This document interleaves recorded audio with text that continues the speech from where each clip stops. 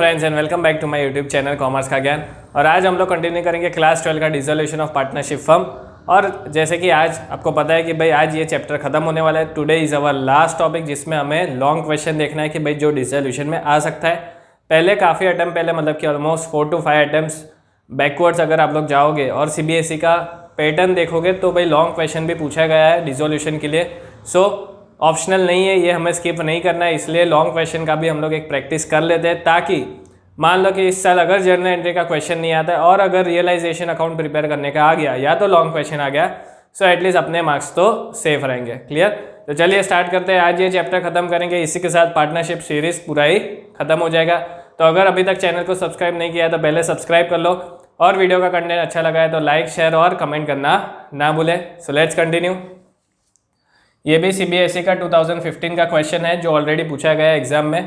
Partha and Shivika are partners, ratio है 3:2, balance sheet दिया है। ठीक है, अब बैलेंस शीट में सबसे पहले हमें क्या देखना है कि भाई कौन से एसेट्स और कौन सी लायबिलिटीज ऐसी है कि जो हमें बुक वैल्यू पे ट्रांसफर करनी है रियलाइजेशन अकाउंट में। ठीक है, अब लॉन्ग क्वेश्चन में आएगा क्या, एक तो रियलाइजेशन अकाउंट प्रिपेयर करो, ठीक है, फिर बैंक अकाउंट प्रिपेयर करो और तीसरा पार्टनर्स कैपिटल अकाउंट। ये 3 अकाउंट है कि जो हमें प्रिपेयर करने होते हैं। शायद कभी कभार लोन अकाउंट भी आ सकता है, पार्टनर्स लोन अकाउंट। क्लियर? लेकिन यहाँ पे एप्लीकेबल नहीं है। चलिए स्टार्ट करते हैं। एसेट साइड, बैंक अकाउंट हमें ट्रांसफ़र नहीं करना है बिकॉज बैंक अकाउंट तो हम लोग वैसे भी प्रिपेयर कर रहे हैं, तो वहीं पे उसका ओपनिंग बैलेंस लिख देना है। ठीक है, 1,72,000 तो लिख दो। टू बैलेंस ब्रॉट डाउन 1,72,000 ताकि कन्फ्यूजन ही ना हो कि भाई ट्रांसफ़र करना है कि नहीं। सीधा बैंक अकाउंट में जाकर बैंक बैलेंस लिख दो।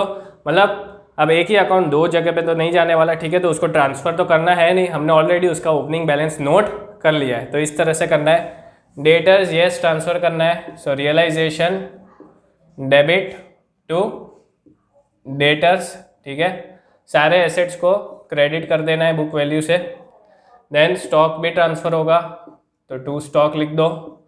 सारी चीज़ें बुक वैल्यू पे ही लिखनी है, कंफ्यूज मत होना। देन फर्नीचर तो टू फर्नीचर 2,20,000। क्लियर? अब लायबिलिटी के साइड आते हैं। लायबिलिटी में क्रेडिटर्स ये थर्ड पार्टी लायबिलिटीज है। जितनी भी थर्ड पार्टी लायबिलिटीज है या तो आउटसाइड लायबिलिटीज जिसे हमें बोलते हैं कि जो हमें थर्ड पर्सन को पे करनी है, वही लायबिलिटीज आपको रियलाइजेशन अकाउंट में ट्रांसफर करना है। ओके, सो क्रेडिट साइड पे by creditors 80,000। Then Shivika sisters loan. ठीक है, शिविका कौन है? पार्टनर है। पार्टनर की सिस्टर ने लोन दिया था फर्म को वर्थ ₹20,000।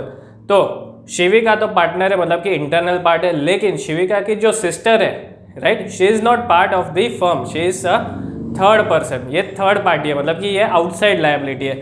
सो हर एक आउटसाइड लायबिलिटी को ट्रांसफर करना पड़ता है। सो बाय सिस्टर्स लोन अकाउंट। ठीक है, यहाँ मैं ऐसा लिख रहा हूँ 20,000 रुपीज़। क्लियर? क्यों ट्रांसफ़र किया, फिर से रिपीट करो, because she is a third person. ठीक है, अगर शिविका लिखा होता तो उसका हमें अकाउंट प्रिपेयर करना पड़ता because Shivika is part of the firm, लेकिन उसकी जो भी सिस्टर है या ब्रदर है या फादर मदर वॉटर जिसने भी लोन दिया है वो सारे लोग कौन है? वो थर्ड पर्सन है फॉर द फर्म। और जितनी भी थर्ड पार्टी लायबिलिटी है वो सारी हमें ट्रांसफ़र करनी है। फिर कैपिटल अकाउंट है। कैपिटल अकाउंट का बैलेंस लिख दो बाय बैलेंस ब्रॉट डाउन। कितना है? 1,75,000 और 1,94,000। क्लियर? सो अरे गलती से डेट, चलिए, so by balance brought down. Clear? अब क्या करना है? अब एडिशनल इन्फॉर्मेशन में देखना है कि भाई रियलाइज्ड वैल्यू कौन कौन सी दी है। नाउ 50% ऑफ द फर्नीचर, ठीक है, फर्नीचर का 50% was taken over by P, partner है, at 20% less than book value. तो पहले फर्नीचर का 50% करो, मतलब 2,20,000 का हाफ कर दो, 1,10,000। 1,10,000 का जो फर्नीचर है वो पी कितने में लेकर गया? 20% less than book value. So entry क्या करनी है? सॉरी, यहाँ पे बाय लिखना है। सो बाय पीस कैपिटल, सॉरी मैं ये बैंक अकाउंट में लिख रहा हूँ, बाय पीस कैपिटल। ठीक है, कितने का फर्नीचर ले गया वो? 1,10,000 at 20% less than book value. Book value है 1,20,000, उसमें से 20% माइनस कर दो, मतलब कि 2000 होगा, ठीक है। सो कितने में लेकर गया वो फर्नीचर, 88,000। क्लियर। तो इस तरह से अपने को एंट्री करना है। Now remaining furniture sold for 1,05,000, तो यहाँ पे by bank account, because bank account debit to realisation. ये लास्ट वीडियो में हमने जो भी रियलाइजेशन चैप्टर की जर्नल एंट्रीज के एग्जाम्पल है वो भी सॉल्व किए थे। अगर अभी तक वो वीडियो नहीं देखा है तो पहले जाकर वो वीडियो देख लो, ताकि जर्नल एंट्रीज अगर क्लियर हो जाएंगी तो लेजर अकाउंट ईजिली प्रिपेयर कर सकते हो। सो जो भी हमने बेचे एसेट्स, रियलाइजेशन में क्रेडिट साइड पे लिखो बाय बैंक अकाउंट करके, फर्नीचर कितना है वैल्यू, इट इज़ 1,05,000। चलिए, देन डेटर्स रियलाइज 26,000, तो डेटर्स लिख दो 26,000। Stock taken over by S for 29,000 by Shivika's capital account, ठीक है। स्टॉक लेकर गई वो कितने में, 29,000 में। Shivika sister loan paid off along with interest of 2,000। Loan कितना पे करना था, 20,000, हमने इंटरेस्ट के साथ पे कर दिया प्लस 2,000, मतलब टोटल कितना पे किया, 22,000। सो कहाँ पे एंट्री आएगी, रियलाइजेशन में तो हमने ट्रांसफ़र कर दिया, ठीक है। तो अब कहाँ लिखना है अपने को, टू बैंक अकाउंट करके, to bank account sisters loan कितना है, 22,000, ठीक है। 22,000 कितना है, 20 प्लस 2,000 इंटरेस्ट पे किया, ठीक है। तो अगर इंटरेस्ट अमाउंट दिया आपको तो उसमें प्लस कर देना है लोन अमाउंट में। And last expenses on realisation 5,000।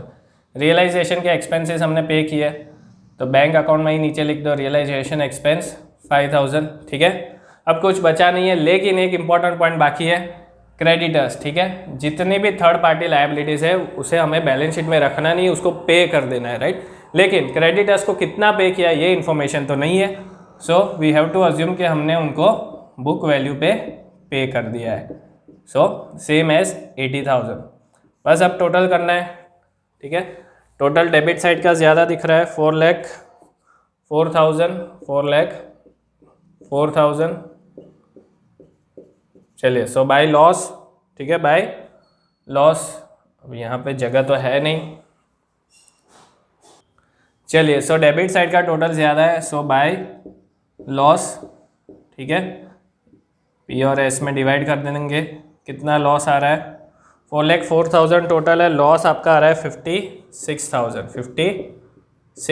56,000 हमें डिवाइड करना है 3:2 में, सो 33,600 और 22,400। तो इस तरह से हमने रियलाइजेशन का जो लॉस है वो ट्रांसफ़र कर दिया, ठीक है। अब रियलाइजेशन का जो लॉस है वो वापस हमें पार्टनर्स कैपिटल अकाउंट में तुरंत ट्रांसफ़र कर देना है, ताकि वो एंट्री आपकी स्किप नहीं हो जाएगी। सो यहाँ पे क्रेडिट साइड है, तो यहाँ पे क्या करेंगे, डेबिट करेंगे, because partners are debited. So to realisation loss कितना है, 33,600 और शिविका का 22,400। क्लियर। चलिए, अब क्या करना है, then asset taken over, right. अब पार्टनर्स कैपिटल अकाउंट में और कौन सी एंट्री आएगी, तो अगर मान लो कि किसी पार्टनर ने कोई एसेट लेकर गया या तो कोई क्रेडिटर लेकर गया, ठीक है, तो यहाँ से अपने को रियलाइजेशन अकाउंट से वो सारी एंट्री मिल जाएगी, जैसे कि यहाँ पे लिखा है by P's capital account. Clear. चलिए, यहाँ पे लिखा है बाय पीस कैपिटल अकाउंट,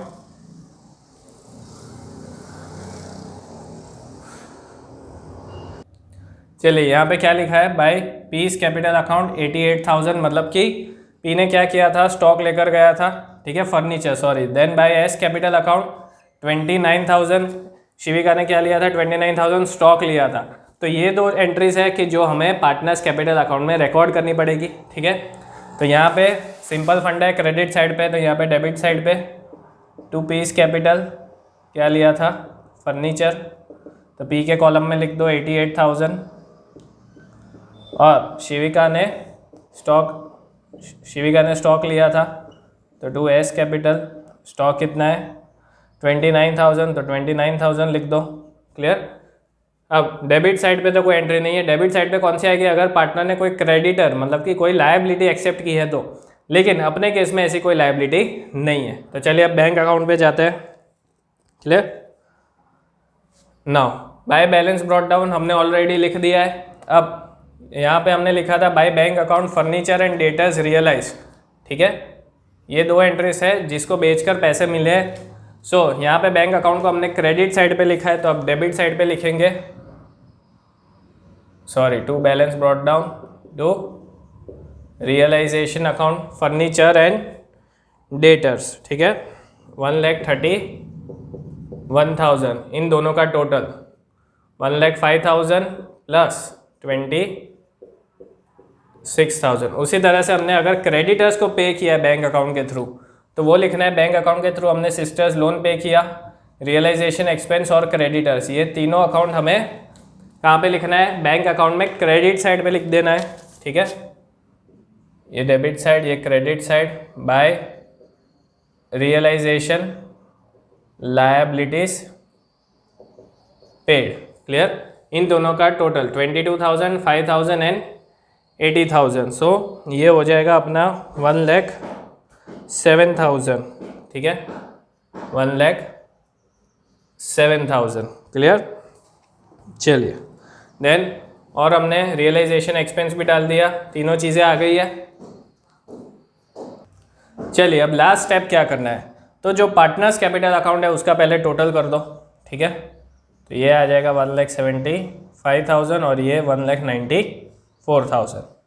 अब डिसोल्यूशन वाले चैप्टर में डिफरेंस क्या है, अभी तक हम लोगों ने पार्टनरशिप और एडमिशन में देखा था कि भाई क्लोजिंग बैलेंस होता है उसको हम लोग लिखते हैं टू बैलेंस कैरिड डाउन, ठीक है, लेकिन डिसोल्यूशन वाले चैप्टर में बैलेंस कैरिड डाउन हमें नहीं करना है, बिकॉज फॉर्म तो डिसॉल्व हो रहा है, ठीक है, तब पार्टनर्स का कैपिटल बैलेंस हम लोग कंटिन्यू करके क्या करेंगे, there is no logic, it does not make any sense. तो जो भी कैपिटल बैलेंस आता है, मतलब कि जो क्लोजिंग वैल्यू आती है उसको हमें बैंक अकाउंट के थ्रू क्लोज कर देना है, ठीक है। सो क्रेडिट साइड इज मोर, तो यहाँ पे लिखेंगे टू बैंक अकाउंट, मतलब कि पे करना है, ठीक है, 1,75,000 माइनस ये दोनों आइटम, राइट, सो 53,400 हमें पे करना है पी को, और 1,42,600 पे करना है हमें एस को।